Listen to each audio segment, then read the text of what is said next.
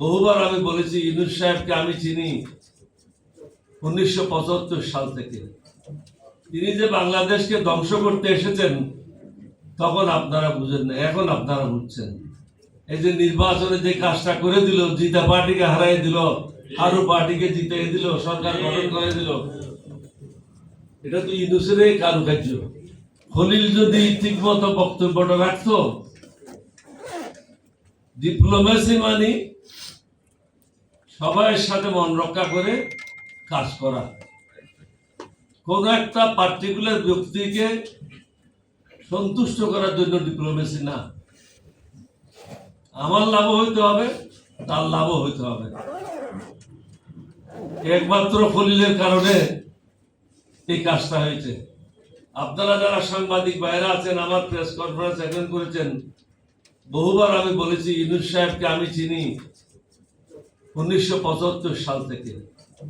তিনি যে বাংলাদেশকে ধ্বংস করতে এসেছেন তখন আপনারা বুঝেন না, এখন আপনারা বুঝছেন।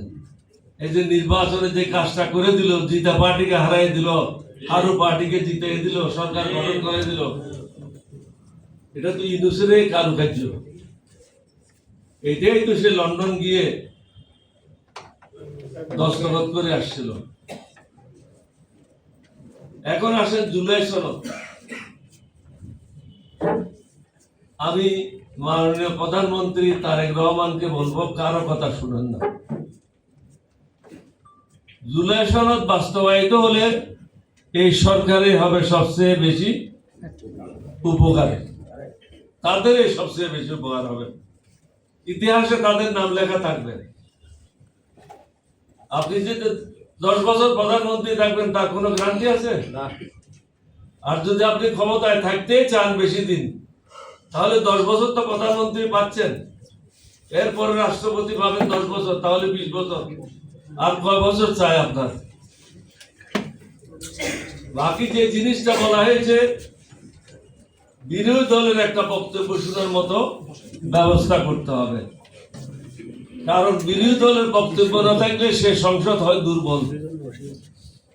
আপনারা আমার বক্তব্যগুলি দেখেন, সংসদে আমি যতবার বক্তব্য রেখেছি আমি সমালোচনা করেছি এবং তার সমাধানও দিয়েছি, শুধু গালি দিই নাই, সমালোচনা করেছি এবং সেটার সমাধানও দিয়েছি। এটা হলো বিরোধী দলের কাজ।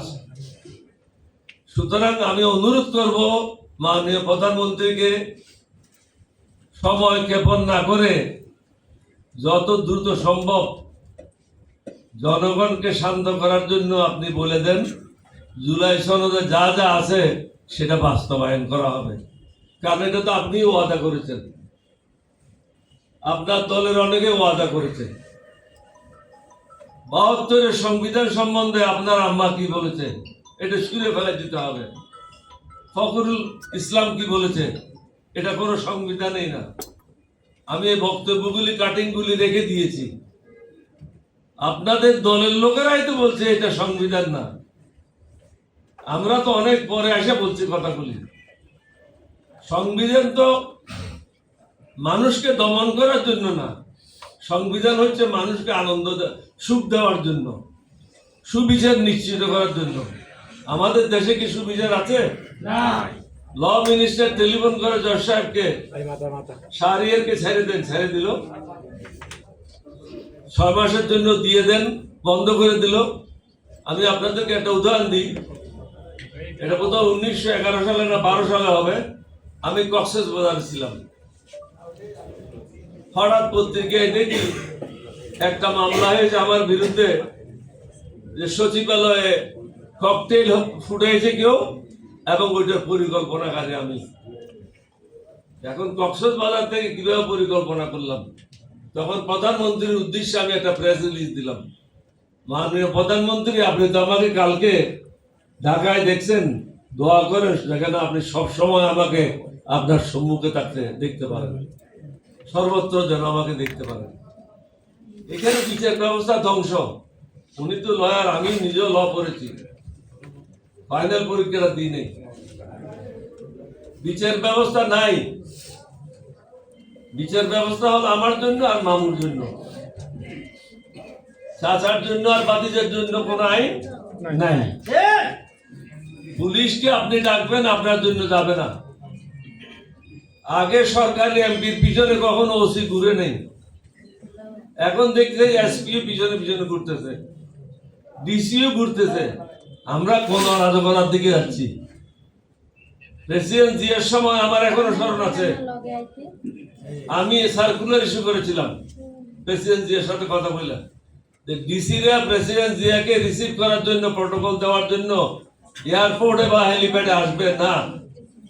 আপনি আপনার কর্মকাণ্ড চালিয়ে যাবেন, আপনার সেকেন্ড বা থার্ড ম্যানকে পাঠিয়ে দেবেন যদি প্রটোকলের প্রয়োজন পড়ে, কিন্তু আপনি আপনার কাজ ছেড়ে আসবেন না।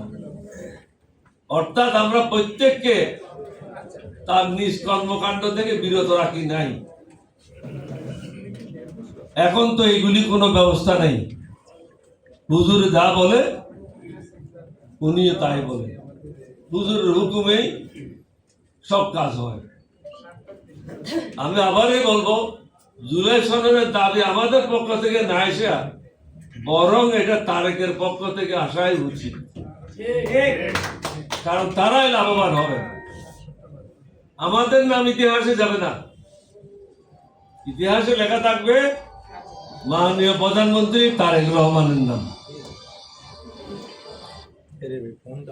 আমরা দীর্ঘদিন বিদেশিদের বিরুদ্ধে প্রতিবাদ করে আসছি, এটা তাদের সাথে আমাদের কোনো ঝগড়া নাই, তাদের সাথে আমাদের কোনো সমস্যা নাই। আমরা চাচ্ছিটা কি? আমার ঘরটা আমাকে সাজাইতে দাও, তুমি তোমার ঘরটা সাজাও।